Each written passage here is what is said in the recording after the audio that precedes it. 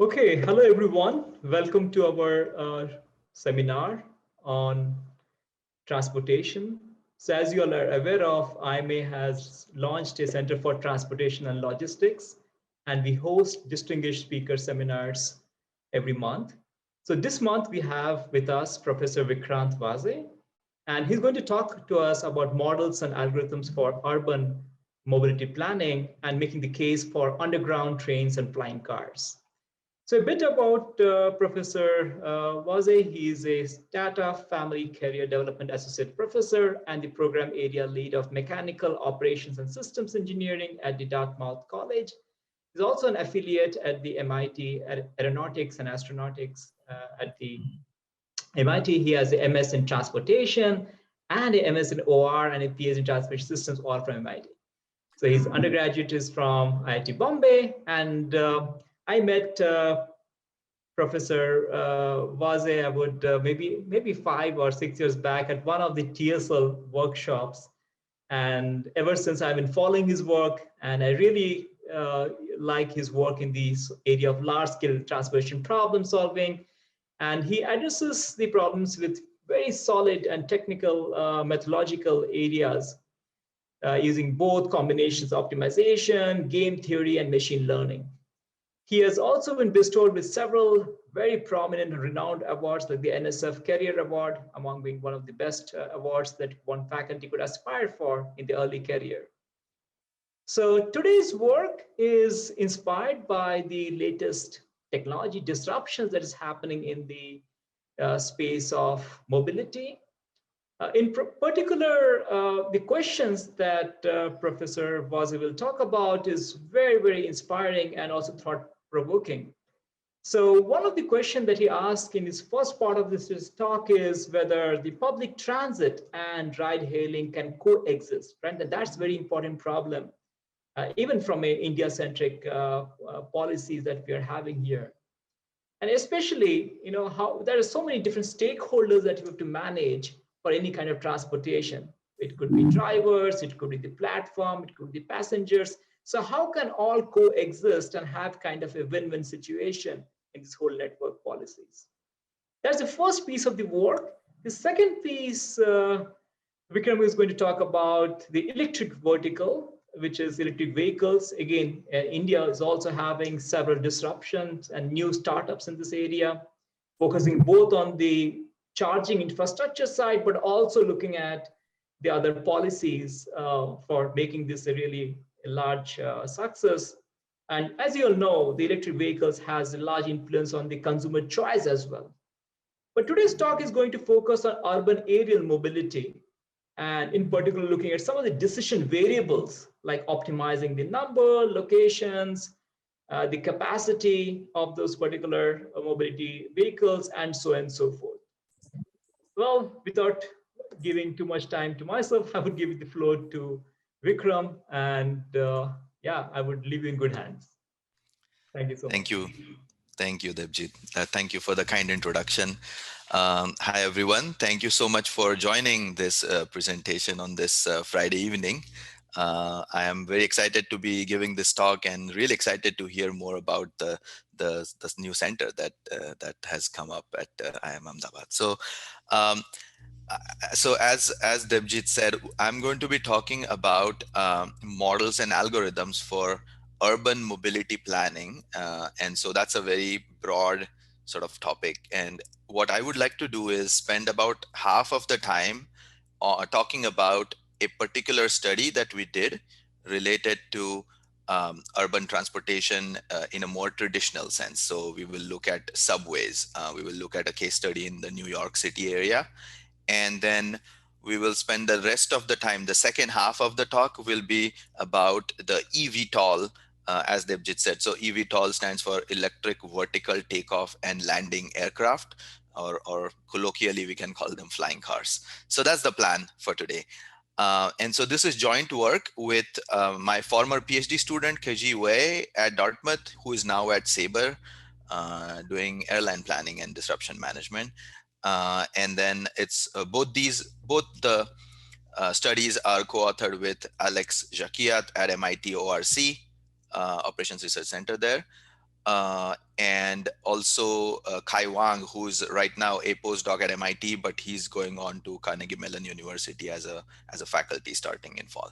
So my plan is to actually talk about quite a few things, and you will see that the slides have a lot of stuff, and I cannot at all imagine covering everything in the next 45 minutes. That's not the plan. My hope is to provide enough information and highlight some of the key aspects of the work that we did and the findings that we got. And I believe that the presentation recording will be available online, so you should be able to go through it slowly afterward if you're interested. And one of the papers is available publicly, the first one. The second one is still undergoing review, so I will not be able to share the paper as yet for the second part. But the first one, if you're interested, I'm happy to share that, and also happy to take any questions either here or over emails and whatnot later. So looking forward to discussing this with all of you. So let's get started with the first part of the talk today, where we will talk about the more traditional kind of urban transportation, specifically trains. Okay, so you may have seen some of these things yourself, but the key trends of the recent few years across many different cities uh, in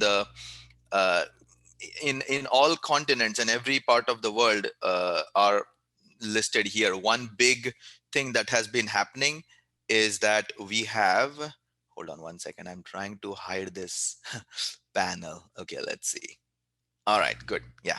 So one of the big trends we have going on in many cities is the rapid growth of ride-hailing platforms. So if you think about the Uber, Ola, Lyft, Didi, all these services, they are becoming very big in many different cities. And the two related trends that have also been observed is, first, there has been a declining transit ridership. So the number of people using trains and buses is falling in those same cities. So in one study, they found that every year in San Francisco area, every year since the introduction of ride-hailing platforms like Uber and Lyft, the transit ridership fell by 1 to 2% each year, which is pretty drastic. On the other hand, we have also seen a significant relation between the introduction of ride-hailing and the amount of congestion on roads. So what happens when you introduce Uber, Lyft, etc. in a city is that first people switch from transit to these services to some extent. And as you add these new cars, the congestion grows. And there are studies here that say that indeed cities are experiencing worsening congestion on the roads, traffic jams and delays and emissions and all these things happening because of, partly because of, I mean, there are other factors as well, but partly because of these ride-hailing platforms being introduced. So what can we do? Right, some cities have tried to do some drastic things. For example, they tried to limit the number of ride hailing vehicles and charge taxes and fees and impose regulations. But some other cities are trying to do something slightly different. They're trying to think about how can we improve public transit itself. And actually there are some real examples of this happening. So if you look at Seattle and Houston, they actually added some new railway service and also reoriented their bus services. And they ended up actually reversing the trend a bit. They actually found that their public transit ridership increased, not dramatically, but slightly, right? Compare this with other cities where it actually dropped. So that's kind of a big deal. Um, the other, so basically, Seattle and Houston are two examples of what can be done. So then we ask ourselves the question of, can we do this in an optimal way? Can we actually look at the age-old problem of transit network design and scheduling in the new context, in the context of this this passenger mode choice between transit and ride hailing? So traditionally, when there was no ride hailing, people without a car typically had no option. So whatever transit options you provide, they will want to usually take them. So passenger choice did not matter as much. And also, as a result, there was no direct connection to road congestion in those early studies. So now we are looking at it in a more holistic fashion, and we are trying to specifically achieve the following. So first thing we're trying to do in this study is we are trying to build an integrated framework to optimize public transit schedules while capturing all these new things. So We are capturing the fact that the passengers will have travel choices to some extent, at least those who can afford Uber and Lyft, etc. And then there are these other ride hailing services available, which in turn affect the vehicle flows on the road network, which in turn affects the traffic congestion, which in turn changes the travel times, which in turn affects the passenger choice, which in turn affects the optimal schedules, right? So there's a lot of interdependence going on here. So can we model this somehow, right? At least approximately. And then once we model it approximately, we realize that the problem is pretty hopeless from a solution standpoint. It's so difficult to solve these very large scale, very complicated models. So we then think about how can we develop a new solution algorithm for solving these very complicated models. And finally, we perform lots of computational experiments using very detailed real world data from mostly Manhattan, but to some extent from all the boroughs of New York City. And we demonstrate that there are actually surprisingly strong gains that can be had from this. And the gains are in terms of savings for passengers, savings for operators, savings for the city as a whole. So we call it a win-win-win situation, which is what we're going to talk about. That's going to be the main sort of practical takeaway of what I'm going to present. So let's get started by looking at our modeling framework. What we have here is a public transit operator. So this could be whichever agency is in charge of deciding the schedules of your trains and buses, etc. They decide their schedules. That's the first step. As the schedules get decided, then the passengers think about, okay, what options do I have? And then they look at these transit frequencies and timetables and decide whether they want to choose transit or some other modes of transportation. Once they decide that, that will determine the ride hailing demand, right? Because now your Ola and Uber and Lyft and Didi and all these companies will know how much demand they are going to have. This demand will be met by traffic on the road because this will introduce cars on the road, and that will determine the traffic flow, and which in turn will affect the road congestion. As the road congestion or traffic jams situation changes, that affects the road travel times, which in turn decide how the passengers will make their choices, right? If there is too much traffic, some people decide to not take these taxis and Ubers, etc.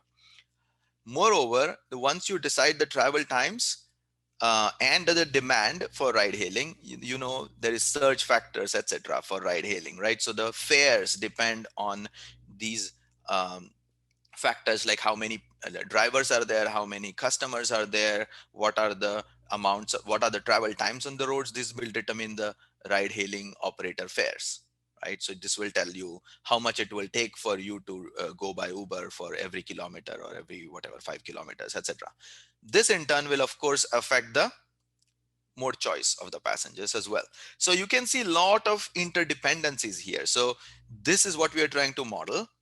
And now brace yourself for a very ugly slide or two where we will show all kinds of equations, but I have no intention of going into the details. I will highlight what's important. Okay. So here's the first of the complicated slides, but it will get simpler. So what I'm going to focus, I don't have the whole day to talk about it here. So I'm going to spend about half a minute talking about the key ideas here. So this is an optimization problem that we are trying to solve. And first and foremost, we're going to talk about what the objective function is. What is it that we're trying to minimize? So there are 5 parts to the objective function. The first part, so the 5 parts together correspond to the system-wide costs to everybody. Okay. So what does everybody mean? Well, the first part is the cost to transit passengers. So people like you and me who are considering taking train, how much time is it, does it take for us to travel? How much is the wait time until the next train comes? Those kinds of things contribute to cost to transit passengers. And of course, fares. Then there is the public transit operating cost, which means how much does it take to operate those trains? How much does the agency need in terms of fuel costs and maintenance costs and labor costs, these kinds of things. Then we have the costs to ride hailing related things. So cost to ride hailing passengers, the drivers, as well as the emissions caused by ride hailing, right? Because we have electric trains here, we are mostly going to ignore the emission costs for the public transit side of things, although there are some small amounts. So there is some carbon cost there. And then we also look at the cost induced on other vehicles, you know, like you're driving your own car to work, but because of all these Uber cars, you are getting delayed as well. So there is an extra cost there. And of course, you stop and go. So your car produces more emissions. So there is also more emission cost there. So we're going to include those. And then finally, for the passengers who are not having the option of using either transit or ride hailing, simply because it's too expensive or too inconvenient or whatever, they decide to do something else. Maybe they decide to work from home, they decide to change job, or they decide to uh, whatever, walk, bike, ride share with a neighbor, or drive their own car, whatever they do, right? That's going to be some cost to those passengers. So that's the cost of the outside option. So that's our objective function, and we have a bunch of constraints that we have to satisfy. So first, we need to make sure that the transit service provides enough frequency to ensure enough quality of service. We have to use whatever number of trains we have available. We cannot just randomly increase trains, right? We have to also ensure flow balance. So if certain number of trains get to a station, the same number has to leave the station eventually. That's the flow balance. And then travel demand. This is important. This is something that many studies ignore in the past, that travel demand is not a fixed thing. It really depends on how good a service you offer. If you offer better frequency, better travel, lower travel times, less congestion, then your option will get more demand, right? Demand depends on quality of service. So that's what's being modeled in these constraints using some fairly sophisticated demand choice models. And of course, yeah, people can sit, people can stand, but at the end of the day, all trains have a capacity there, right? So you have to make sure that you cannot have more people than the available capacity of the um, trains or buses, whatever. And then there is user equilibrium, which means that when somebody decides to take Uber, they are having all these different roads to go from their origin to destination, and people are going to decide according to whichever road is the lowest cost road for them. And so there is a equilibrium that needs to be modeled. So this has been studied by traffic flow people for decades now, so we have to incorporate this part as well. And then the fare depends on all kinds of things, including travel time and costs, etc., um, and demand. And then transit wait time, right? When you go to a station, especially if it's a low frequency place, then you have to wait until the next train comes in or next bus comes in. So there is some amount of waiting for the next vehicle in the transit network. We model that, as well as any connection times between two trains, etc. And then attractiveness, as I said, attractiveness depends on all kinds of things. It depends on fares, it depends on uh, travel time, inconvenience, congestion, all those things. So that's another constraint. We calculate the operating cost and emission cost using some standard equations. And that's about it. We have some obvious requirements like number of trains cannot be negative, etc. Right? So this is our model. It's an incredibly hard model to solve for several reasons. Let's talk about them. First, it's a huge network size. If you think about the kinds of cities that we want to tackle, right? In our case, we had data for New York City. And in New York City, even for Manhattan, we had 16 million node pairs between which people want to travel. 16 million, right? That's huge. 1.6 crores, right? Incredible. Um, and to make matters worse, we actually have a lot of variables being discrete. So they're not continuous variables. And those of you who do optimization, you know very well that optimizing with discrete variables is much, much harder than optimizing with continuous variables. Okay, so large problem size, discrete nature of variables. What else? We also have many non-linearities and non-convexities. Now, again, those of you who do optimization, you know that non-convexity is a killer, right? You often cannot solve many of these models when they become non-convex. So there are many constraints and many parts of objective function that are non-convex. I've listed them here, which basically means that you just cannot give this model to some solver and cross your fingers and hope that something good comes out of it, right? Typically, not just that these solvers give you a bad quality solution, but in fact, often they give you no solution at all. Good, bad, whatever. They just give you nothing, right? So we have to spend a lot of time designing a new algorithm to solve this problem to something close to optimality, hopefully. So again, I don't want to go into a lot of details of this, but the idea is that we have an iterative algorithm where we divide the variables into groups, and solve by holding some variables fixed and optimizing the others, and just doing it iteratively. So it's a coordinate descent kind of idea, but a little more complicated version of that. So we have three variables. There's something called outer loop variables, inner loop variables, and passenger share variables. And we do some complicated multiple rounds of iteration. So pictorially, something like this: you have this inside part, and then you have this big outside part, and we do inner iterations, we get to convergence, then we do outer iterations, then we do again inner iterations, etc. So that's the general idea. Again, there is a lot of information here. This paper is available publicly. If you want, I'm happy to talk about it later. But I want to spend time here talking about what I think really matters at the end of this study. What do we get out of it? So I'm going to talk about this network from Manhattan. So we have a road network with 4,000 nodes, almost 10,000 segments, 22 transit lines. These are all subway trains, underground trains. We focus on morning rush hour period on the weekdays. We consider a lot of different passenger attributes. We look at passengers' time sensitivity, price sensitivity, and when do they want to ideally depart. So we have people who want to depart at 7 a.m., 8 a.m., 9 a.m., etc. We have 15-minute time steps, and we got our data from all kinds of different places. We got it from websites, public reports, publications, etc. And it was a lot of effort for the student to get all this data put together. um, and at the end of the day, there is still some uncertainty around accuracy of our data. Specifically, how is the demand distributed spatially and temporally? There are some questions around that.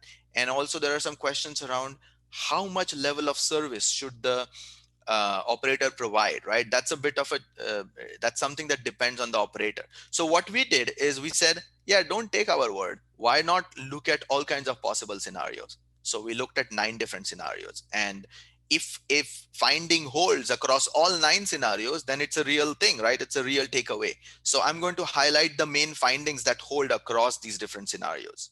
So okay, so let's look at the results. First of all, across the 9 scenarios, we have a overall reduction in system-wide cost compared to the status quo of about 1.5%, and it ranges from 0.3 to 2.5% across the 9 scenarios. So it's always a pretty similar order of magnitude improvement. And some of us might think, yeah, 1% big deal, right? We don't care about 1%.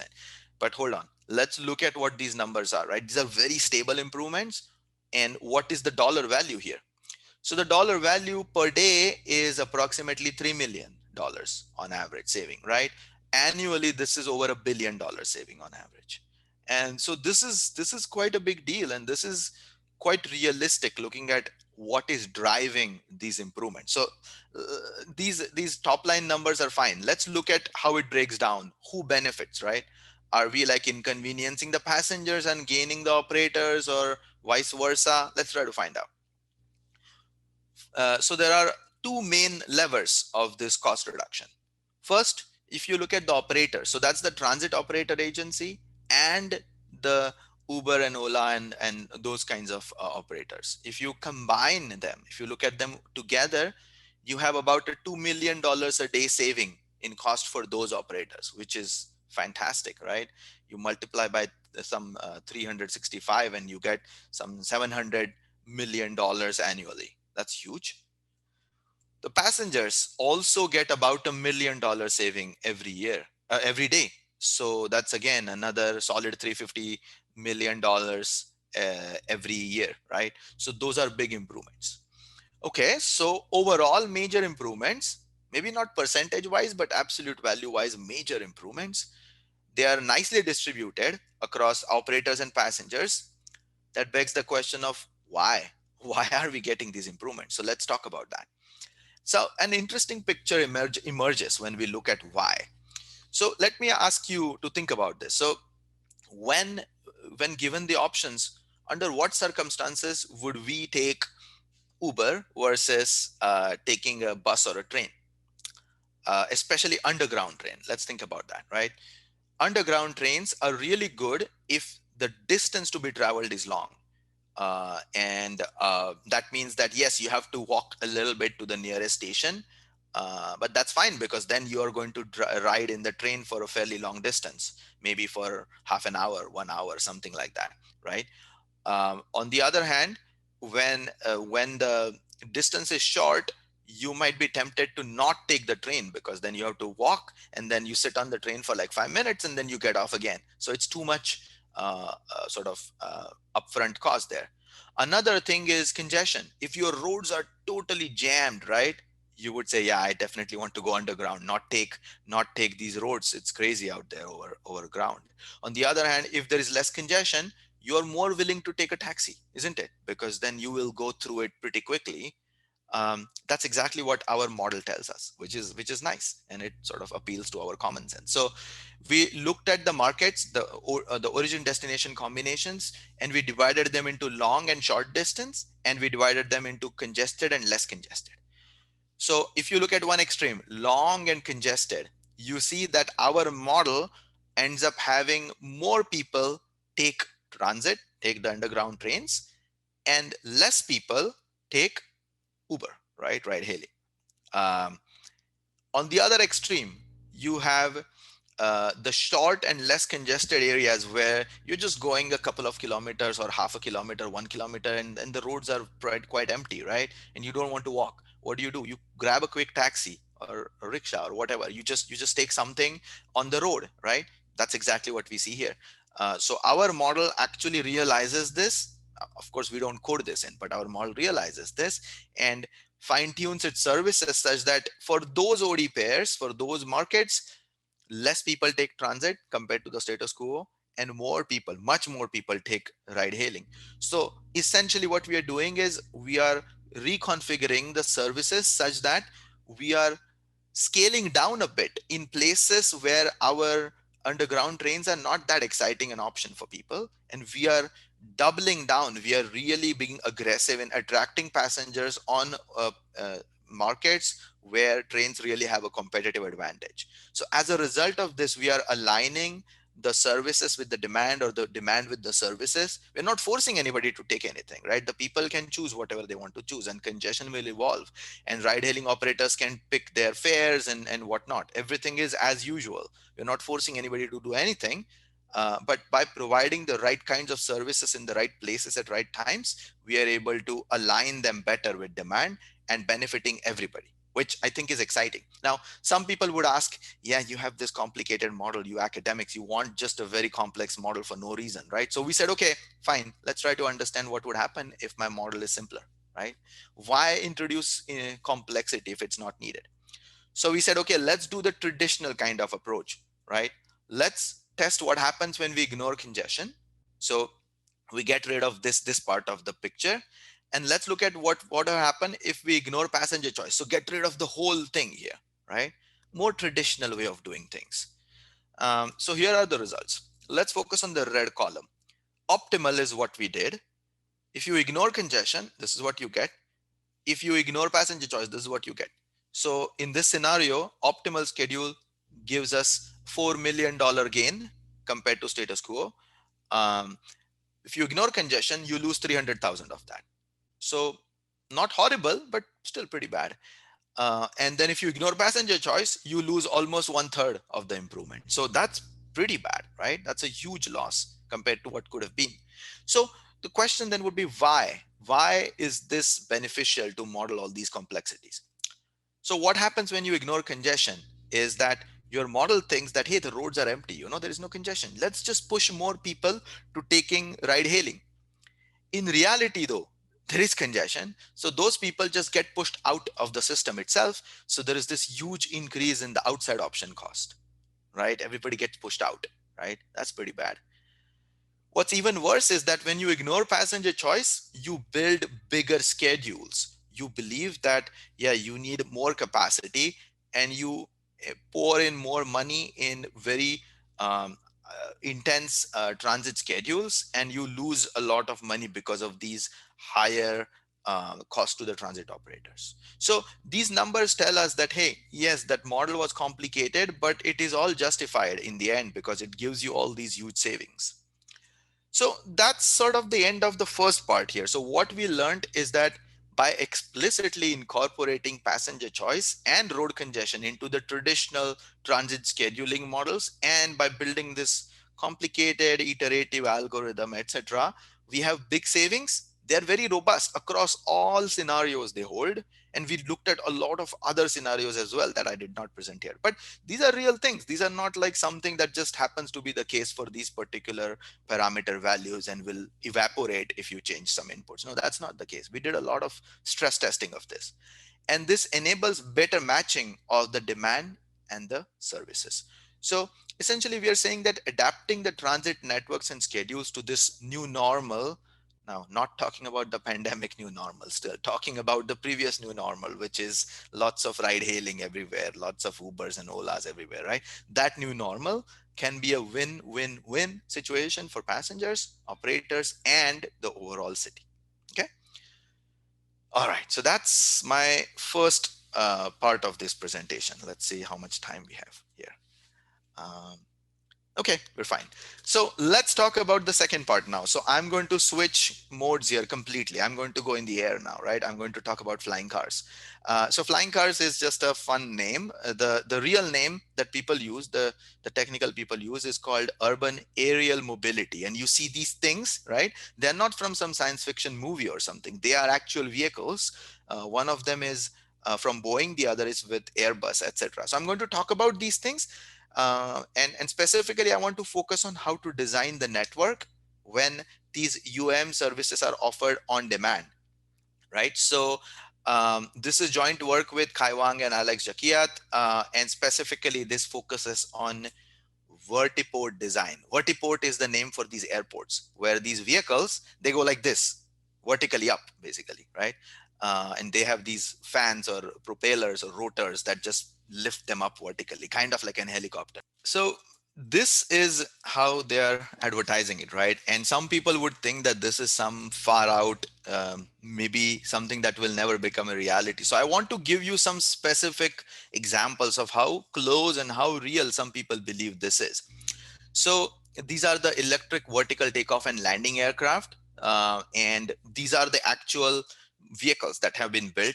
Uber Elevate is the part of Uber that does this. Boeing has a tie-up with Aurora. Airbus has a vehicle as well. Um, Uber actually started doing this already before the pandemic, and they did it successfully for a year or so, where they basically offered helicopter service in a kind of same sort of business sense, but not the same technology.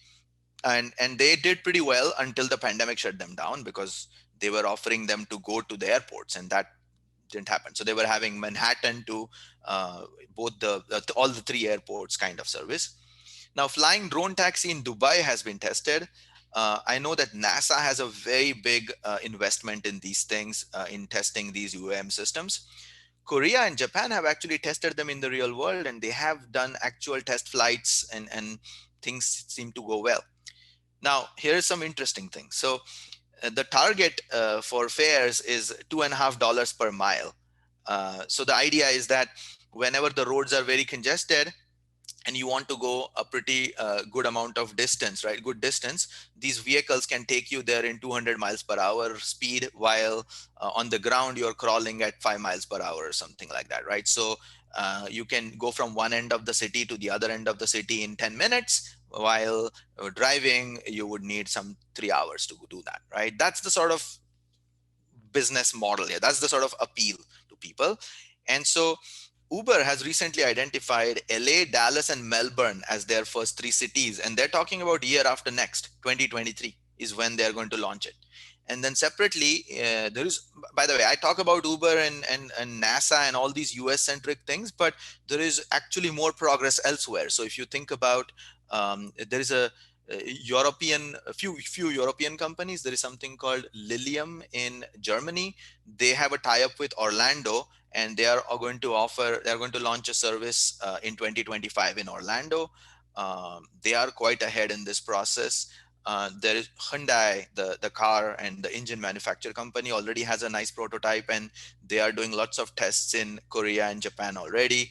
And then there's something like 100 companies in this space right now, and enormous investments. There are some eye-popping numbers, like some whatever $1 trillion of market in so many years, etc., etc. So this is like a big deal. Doesn't mean that it's guaranteed to happen, but a lot of people are buying into it, is what I'm trying to say. So let's talk about the problem statement here. The problem statement that we have is a very planning oriented, very strategic design kind of question that we are asking, not little questions on exactly how things operate. So I want to show you another real quick video that will show you what are these vertiports, the places where these aircraft take off and land, how do they look like. Okay, so I'm going to do another share, and this will be my last video, and then I'll go back to my slides. So let's see. um, okay, and let me know if you can hear the sound again.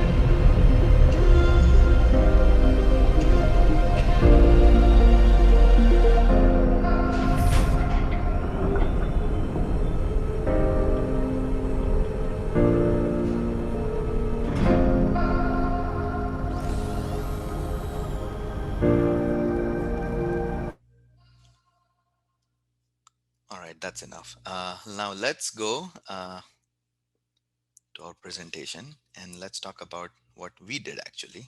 Uh,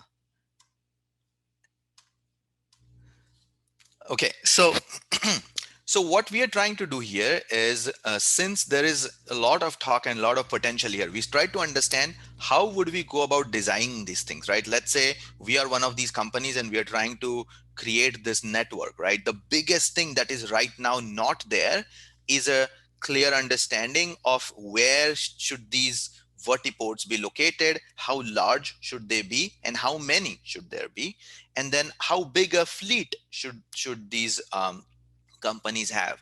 Recently, American Airlines and United Airlines bought some 200-300 of these vehicles from two different companies.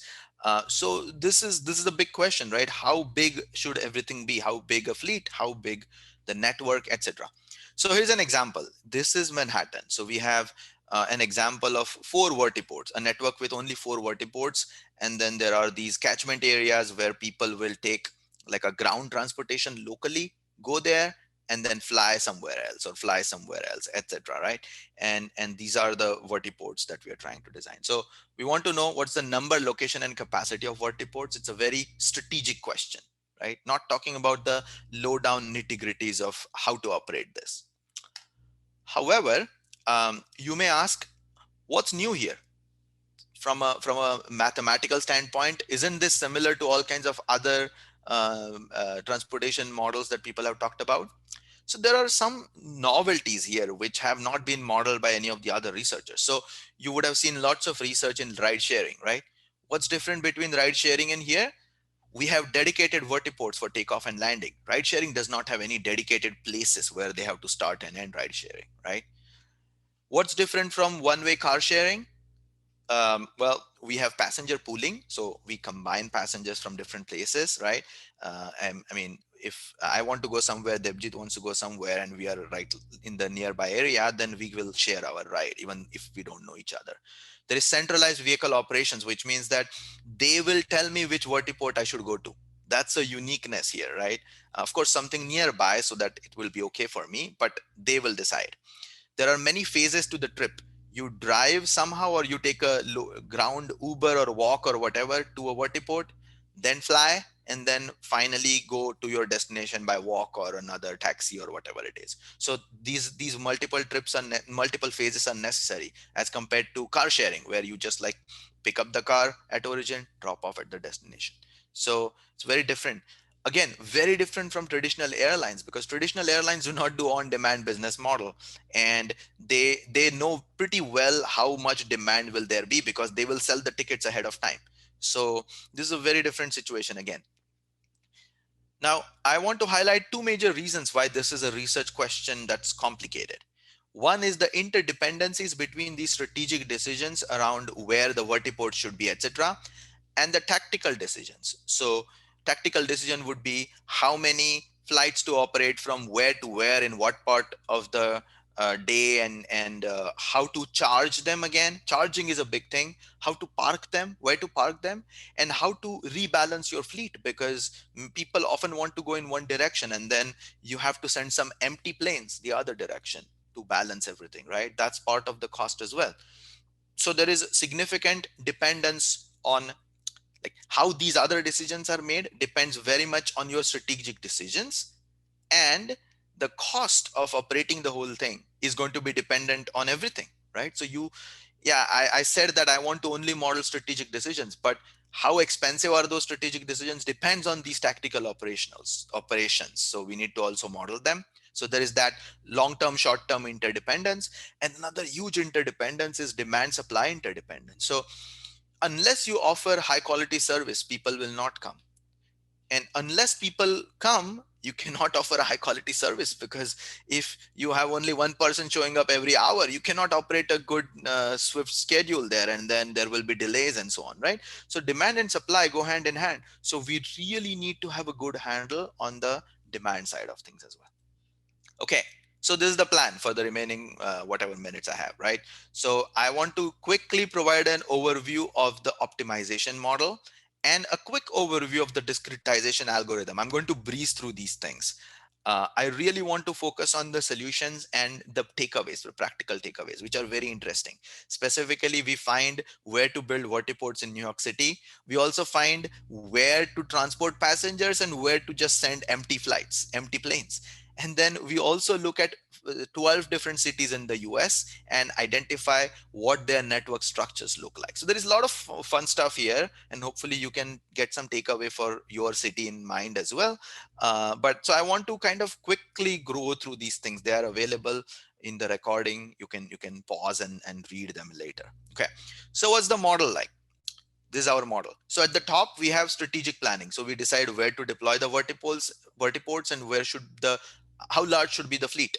But as I said before, all these operational nitty-gritties are interdependent. There is a two-way arrow here. So specifically, how does the OD demand get matched to vertiports? How do the passengers flow? How do they get pooled? How to decide flight demand? How to decide vehicle rebalancing, charging, vehicle availability? All this affects these things. What are they? How good a quality of service are you offering? Travel time, wait time, reliability. This decides how many people will take it. So this is our demand function. Demand is a function of service level, of course, right? If somebody provides good service, you buy that. If not, you don't buy that. As simple as that. So alpha is how many people will take it in a given OD pair, origin destination pair, and that's a function of service level. That's that's a combination of these wait time, travel time, service reliability, etc. This function is at the same time very, very important to model, and is a complete mess, as you will see. So there are all these interdependencies. So our model looks like something like this, right? Absolutely crazy. There is not just that there is lots of constraints and lots of decision variables, but many of them are highly non-linear, and they actually depend on a queuing network. So we have to approximate a whole queuing network to model the operational details. I want to highlight something very specific here, and then we will move on from this slide. Specifically, I want to say that there are some standard linear constraints that all of us who do optimization deal with all the time. No big deal. Then there are some non-linearities that are second order conic programming non-linearities. So SOCP constraints, they are non-linear, and they are because of operating dynamics, which is coming from wait times and things like that, but they are manageable. If you look at any standard solver, they do a good job of modeling SOCP constraints. So far life is good. Now the trouble happens when you look at the customer adoption constraints. They are non-linear, non-convex, and absolutely intractable. So let me talk about them. So here is the overall formulation. You are trying to maximize profit. So that's revenue minus vertiport cost, ground transportation cost, fleet cost, flying cost, battery cost, etc. And then you have a lot of obvious things like some definition of number, location, capacity of vertiports, aircraft capacity. Then down here you see, demand trip matching, passenger poolings, reliability, vertiport capacity, fleet repositioning, battery recharging, usual stuff. If you sit down and write it down carefully, you can write it. Not a big problem here. I want to highlight this guy over here, the customer adoption constraints. You want to estimate how much demand will come if you provide a certain level of service. Let's zero in on that. Here are a couple of ways of modeling it. One is in a data driven way. You conduct a survey and you ask people what would happen, and you fit some disaggregate like multinomial logit models and whatnot. Or you can do something a little more theoretical, like a distributionally robust optimization kind of thing. Either way, you get this shape. Again, this is too much math, but it's there so that interested people can see. So really quickly, what I'm saying is that this is the demand, the adoption rate, which depends on, you sum up across all the customer segments, the number of passengers multiplied by the market share here. So this is the market share, which depends on what? It depends on how good a service you offer. So people want this much amount of reduction in travel time compared to taking a taxi, right? Because their other option is taxi. These are fairly rich people, not very poor people. So they're obviously either going to take your eVTOL or they're going to take taxi. So if they get a big enough reduction in travel time, then they will pay slightly higher price, right? So this is the time reduction. So if you take this constraint, this is basically saying that the market share in every market segment depends on how much reduction you can get in the travel time so that people can pay more. Um, and if you uh, basically take this constraint and rewrite this, there is a lot of theoretical work on robust optimization about how to rewrite this and then reformulate a bit further, and you get this constraint right here, the square root of alpha over 1 minus alpha. If you plot this, right, tau is the service level, this is alpha is the customer demand. It looks like this. I'll come to that in a minute. So this is the overall thing.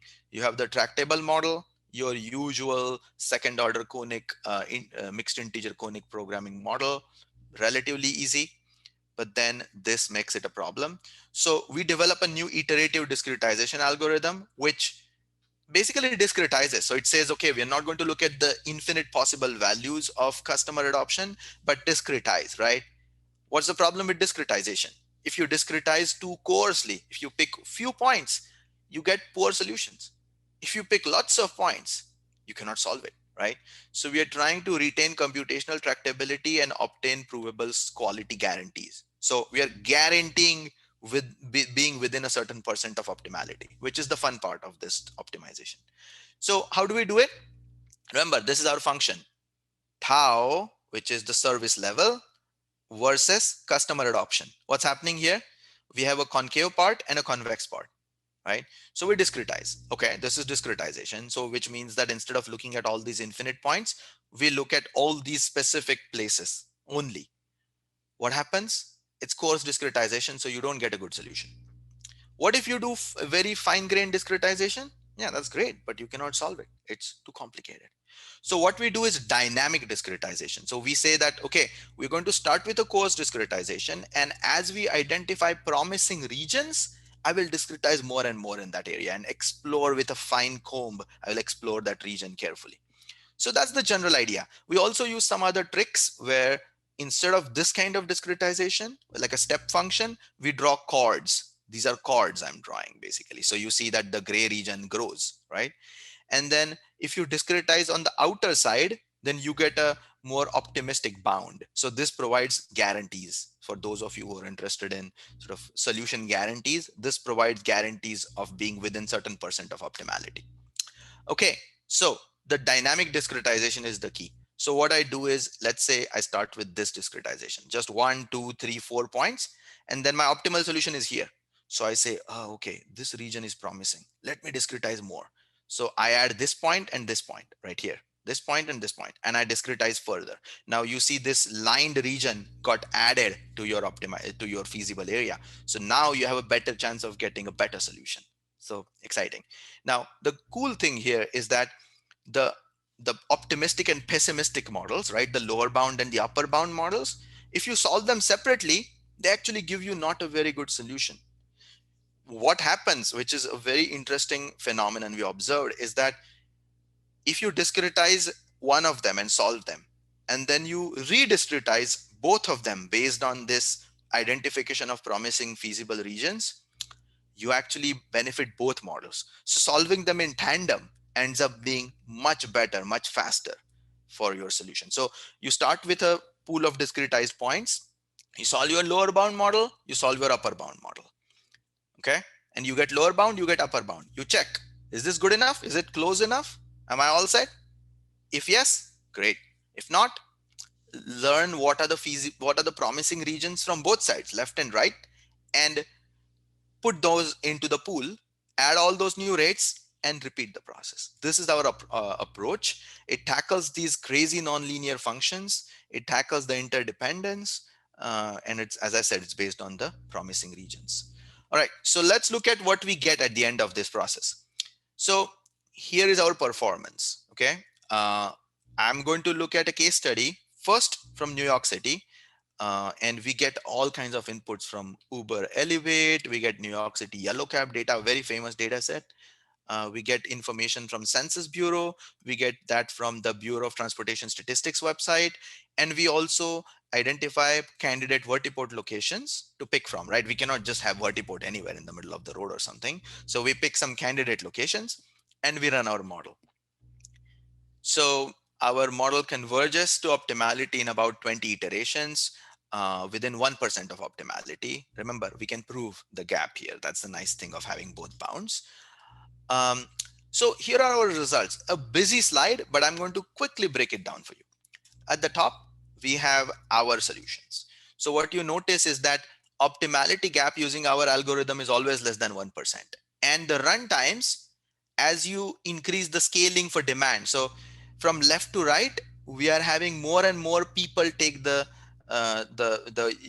UAM service because the technology will mature and the prices will drop, the costs will drop, and it will become more affordable. So we look at all these different scenarios. You know, right now it's easy to do the optimization. It solves very quickly because it's very expensive technology. But as more people start taking it, it's a good thing for the company, but bad thing for optimization. So you see that with our approach, you can still get a solution in about, what is this? Something like 15 minutes of runtime. Very good for strategic problems. What happens with static discretization, where you just discretize at some level, either coarse or very fine grained, and leave it at that? When you do coarse discretization, you will notice that it solves quickly as expected, but the gaps are huge. So 50%, 20%, 10%, 5%, you're leaving money on the table, right? You're leaving 5-10% of your money on the table. That's not a good idea at all. So you try very fine grained discretization. What happens? It's a little better. It's less loss, but huge runtimes. In many cases, it doesn't even get you a good solution in after running for some I don't know, 6 hours, 10 hours, etc. So our solution actually does better than coarse discretization because it just gives you a much better solution.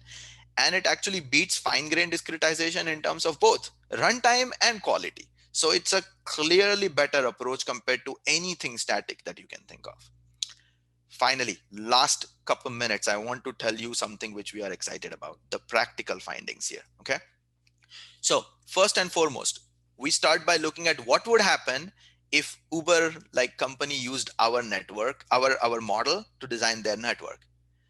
The really nice thing is that we find that we get exactly what they did, which is maybe a validation of our work or their model, or I don't know what. But either way, this is promising. So we actually get something very similar. We get vertiports at the airports, JFK and Astoria. Astoria is not LaGuardia Airport, but it's very close to it. So that's one slight difference between what we have and what they have. And we get a vertiport in Manhattan, which is called Clinton East. Now, interestingly, model tells us don't design a vertiport right at LaGuardia. Let people take a little bit of a taxi for like a mile or so. And then it turns out that in terms of overall network dependencies, it's better to then fly from there back to Manhattan. The other really exciting thing we find is a very comforting thing for a network design actual network designer in a company. So imagine you are designing these vertiports at your company, right? You're Boeing and you're designing this for some city, and you say, okay, right now the technology is not very mature, so I want only 3 vertiports. Now, in 5 years from now, you realize that, oh, the technology is so much better. I now want 6 vertiports, except that those original 3 vertiports are not useful anymore, not optimal anymore. That's a big problem, right? Then you have to dismantle and move them, etc. Turns out that that's not the case. Our network actually says that that it grows in a nested fashion, which means that whatever are the first 3, you keep them and you grow further. So look at this. So this Clinton East, JFK, and Astoria, it always remains as the penetration grows. It always remains. And then eventually at this level, you add Clinton West. At this level, you add Midtown Center. At this level, you add Garment District, etc. So it's a very nested kind of network. So that's another very nice, comforting thing. And then, as I said, instead of LaGuardia, it tells you that you should do this at Astoria, which I'll talk about in a second. We get 3 vertiports at the airports and then 7 other vertiports in Manhattan. So essentially, it's a way to carry people from many parts of Manhattan to airports and back. That's what we see to a great extent, right? And for a while, the within Manhattan service is just not practical, just not profitable enough. Interestingly, if you look at the network, you see it segmented into flight dominated and repositioning dominated vertiports, which is very interesting. So there are some vertiports that actually serve as sort of backup of other nearby busy vertiports. So I'll try to give you an example here. So this is the full network with, I think, how many? 1, 2, 3, 4, some 12 or so vertiports here. Um, Here is something interesting I want to talk about. So what we see is, first, you look at the red lines here. Red lines are going from JFK Airport to Manhattan and from Astoria, which is close to LaGuardia, to Manhattan. So you're basically carrying people from 2 airports roughly to Manhattan in these flights. But then what happens here is that it gets very congested. There is just not enough parking or charging facility. So you send 325 of those empty flights to Astoria. Remember, Astoria is closer than JFK from LaGuardia, from Manhattan. This is Astoria right here. If you see my cursor, this is Manhattan Island. This is JFK. So what it does is that from Manhattan, it sends these flights here to park and charge. And once they are parked and charged, they can either carry people back or they can be sent to JFK, like here. They can be sent to JFK empty so that they can carry people back from JFK. And by the way, some of them are sent to JFK because JFK also has charging capacity available. So there is a lot of complicated dynamics of repositioning and carrying passengers. And this is just not something that you could model unless you look at the operating dynamics and the queuing network here. So that's pretty exciting. It validates the fact that we need these kinds of complications. So essentially what we find here is, if you look at on the x-axis, you have demand. Y-axis is distance or the time taken to travel. It turns out that you basically want high demand and long distance routes. Not surprising, right? So these red dots are where you decide to serve passengers. You need high demand, long distance. But interestingly, as penetration grows from this picture to this picture to this picture, what happens is you still have long distance routes, but now you can also accommodate low demand routes. So as penetration grows, the low demand routes are okay as well, but still not okay to have short distance routes. That's what we find. And last thing I want to say is what happens at other places in the US, right? So what happens if you try to redesign this for the top 12 metropolitan areas in the US? So we tried to do that. And so we looked at New York City and Los Angeles. What we find is that there are all these far flung residential areas here, the blue areas, right? From those blue areas, people go into downtown. There is a well defined big central part of the city. So it's a star network. You have all these flights going in with passengers, coming back empty. That's to a great extent the model, right? Now, what happens in San Francisco? If you've been to San Francisco, if you know how it is, there is a big water body and there are a lot of centers of activity around it. So, of course, there is no single downtown as such, but rather it's like a crisscrossing network from almost everywhere to everywhere. So it's a very dispersed origins, dispersed destinations kind of network. You will see that there are no clear blue regions and so on here, right? So it's like everywhere to everywhere network, I call it. And then if you look at Boston, Atlanta, or Dallas, if you've been to these places, you will know that there are multiple hubs of activity, but not as many as San Francisco. So you have a mixed hybrid network where you have a lot of these different residential areas, and people go to several different hubs of activity, downtown Boston, as well as some places on the northwest side, etc. So you get these hybrid networks. So essentially every city is different. So if you look at the geographic urban and commuting patterns, then every city will have its own flavor in reflected in its network structure. And so we have these results for all 12 big cities in the US. And so basically that's the end of everything I wanted to say. So I wanted to give you a flavor of sort of the practical takeaways here rather than getting bogged down into the models and algorithms. So I'm happy to talk about any of these if you have time now or later on. Thank you. Thank you. Thank you so much, Vikrant, for this enlightening talk. I would first give the floor to the audience if they have any questions or comments and thoughts. Uh, Hello, good morning, sir. Good evening, sir. Hi. Uh, Basically, in the first presentation, you have shown a model, which is a linear programming, Hmm. and I think such problem can be solved with the help of mathematical programming with equilibrium constraint, in which feasible design are not connected, and there is a loss of convexity. And you have shown the computational result, but my issue is that which specific method or optimization method you have used to solve such problem, and all the real life problem are not linear. Sometimes we get non-linear problem also, or non-smooth function which are not differentiable also. So at that time, what kind of optimization method we can use to solve Yeah. such kind of problem? Yeah, good question. So, as you rightly identified, there are some parts of the model that are linear, some are non-linear, and actually some of the non-linear constraints are, as you said, they are these equilibrium style constraints, right? But that's just Yes. one part of the non-linearity.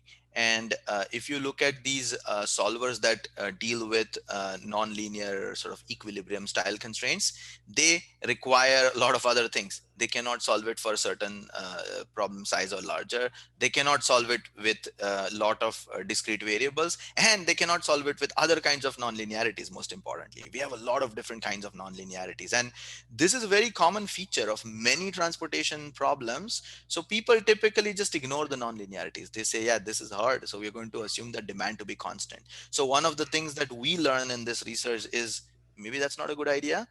It's better to try to model the demand accurately.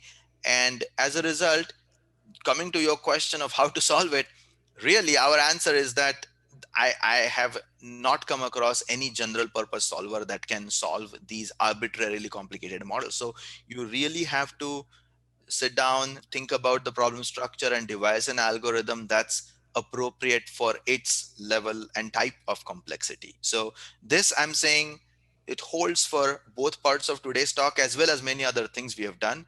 We just have to design custom algorithms. Unfortunately, it would be amazing someday if some solver comes up that solves all these kinds of things, even heuristically, right? But we have explored a lot of heuristic approaches even in standard solvers, and there is nothing that even gives you a feasible solution. Forget about close to optimal or anything. It means that your main idea is to tell the how to create the model and how to show the computational result. But as I'm a research student, I can understand all these things by reading the literature. Main issue is that how to implement the algorithm step by step. That is the main issue. A lot of Yeah, effort. yeah, So, yeah. Okay, let's move so on to the next question. There's one more question on more of feasibility, right? So it is feasibility about how many years will it take a feasible in India. I think the technology-wise, I think in Bangalore there was some kind of effort from the airport to the electronic city. I'm not sure how we did materialize. I'm not really sure. But I think there are some thoughts already, but and also in some of these holy places, there are some kind of effort to move people from, yeah, especially in some of these hilly areas and all. There's some work, but not very prominent, I think, right, so far. Government Yeah. is government is trying to do a couple of things in terms of policy changes also. Yeah, Allow and do a couple of POCs for them to come. Yeah, I yeah, think as you I think referred, both of you I think indirectly mentioned this. So one idea is like the way many companies are selling the concept is as a commuting option, right? So mhm, if you think about when this will come to, forget about India, anywhere in the world as a commuting option, I think that's debatable whether it will ever happen or not. What looks a lot more certain right now is that it will happen for, like you said, places such as the Bangalore idea of airport to somewhere in the busy downtown type places, or maybe in holy places, or maybe places where there is immense congestion, but not something that you do every day. Basically, something that a person would do every once in a while, so they are willing to shell out more money to do that on that particular day, right? If I have to pay I don't know, 5,000 rupees every day for my commute. I don't think I would do that. But if that's something that I do like 5 times a year, maybe that's okay if it gives me enormous convenience, right? So that's the idea. The idea is that there is tremendous convenience, and at least for the occasions and for the people who have that kind of money, at least we can move them out of the roads and save some space for others. So I okay. think I have seen way too many implementation related optimistic thoughts by people that I believe that some of this is right around the corner. Will it happen in 2023 in these places? I don't know, but will it happen in the next handful of years? I'm pretty certain. I mean, it's in some sense it has happened already in the Uber copter concept. So yeah, the rest of exactly when and how and to what extent is no idea. Yeah, yeah, yeah. Anybody's guess. There are two follow-up questions, and one is on more about. Yeah, I was also thinking in the same direction when you're talking about managing the congestion as well as the customer adoption, other things. Similar models can also be applied in our context of e-rickshaws or autos and other things, right? So it is also very similar. So do you think these are kind of models which can be also leveraged in other areas? Yeah, I mean, electric vehicle, I mean, eVTOL being an electric vehicle is one part of it. I mean, eVTOL in some sense is a combination of two key ideas. One is that it's shared electric vehicles, just Yeah. like e-rickshaws or electric fleet of shared cars and things like that. But the other part of eVTOLs or the urban aerial mobility is that it's aerial in the sense that it does not compete for the same limited um, horizontal space on the ground. So I think that makes it kind of doubly attractive and also very expensive. Now, when it comes to slightly less dramatic technologies, let's say, right, like e vehicles on the ground, I think they are they are almost certainly going to happen. There is I don't think anybody's debating that there will not be a move toward electric vehicles, simply because transportation sector is one of the last sectors, that the last frontier, as people say, toward decarbonization, right? I mean, people are doing alternate modes of everything, alternate energy um, sources for everything other than transportation. I think what remains is these heavy industries in transportation, such as shipping and airlines and things like that. So we will see how that goes.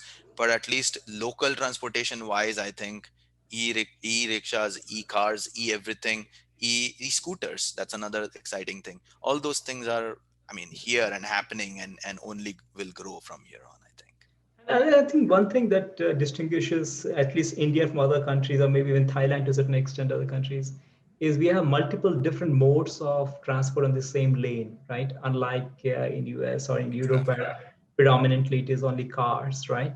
So do you think those also affect in those cases, the space that you use also matters, right? Because the road is finite. So I think it's also about how do you want to displace one mode of transport to other. It's like all are fighting with the same space essentially. So Yeah, that's right. I mean, the other challenge that creates also is that autonomous vehicles are really difficult to deploy, because autonomous vehicles make certain assumptions about the kinds of traffic that they will encounter. So yeah, the mixed traffic is good and bad. There are yeah, benefits of that, because then everybody can find something that matches that particular travel need. So that's the positive. But yeah, I mean, that just creates a lot of challenges in deploying new right, technologies. right. On a technical side, I was thinking when you're looking at the discrete partitioning, there is one work I recollect when I was at Wisconsin. My one of my faculty used to work on nested partitions. So I think Luan Shea and Olafson has some paper in OR as well, where they actually tried to, very similar idea that you say, you start with a bigger set, and then you kind of partition it and make it smaller, smaller, smaller. But of course, her idea was more about simulation-based optimization. But it is also very interesting what you looked into. Yeah, there is also a fairly recent paper on dynamic discretization in a Ah, okay. different kind of setting, time discretization. So this is Martin Savelsberg and Natasha Boland and I think Mike Hewitt. They did something about 4 years ago. They even won a best paper award at TSL. So they are that's a similar idea in some sense, but completely different in terms of the application, because they do time discretization and they come up Mhm. with bounds as well. So there is some, at a very high level, there is some conceptual similarities. I would check into the work you mentioned, though I have not It's not quite exactly dated, know. maybe about 20 years old at least. But it is interesting how, but it has some similarities with what you say. Not a lot, but yeah. Yeah, we'll check into that. Thank you. Great, great, great. Now, I would say there are a few other questions on more about rails and other traffic management. I think those all are interesting questions, but for the paucity of time, I think we will kind of stop here, Vikrant and others. So I would first of all thank Vikrant for taking out time. It is very important that we have such speaker series because it also helps us to know what the world is thinking about in these areas. So that is really helpful. And also, we hope that once the things settle down again, we hope to host you at our institute sometime in person, right? That would be And fantastic. I have yeah, never been to the IIM Ahmedabad, yeah, so the that would city be has wonderful. very limited things to offer in terms of. I was telling somebody, I'm not sure if there are 52 weekends from Ahmedabad to somewhere, but there are a lot of interesting things around to see, definitely. So Wonderful. thank you all Thank you. for joining this wonderful evening with us, with Professor Vikrant Baze, and I hope we can have many more such seminars in the future. So thank you again for giving this talk, Vikrant. Thank you. Thank you, everyone. Thank you.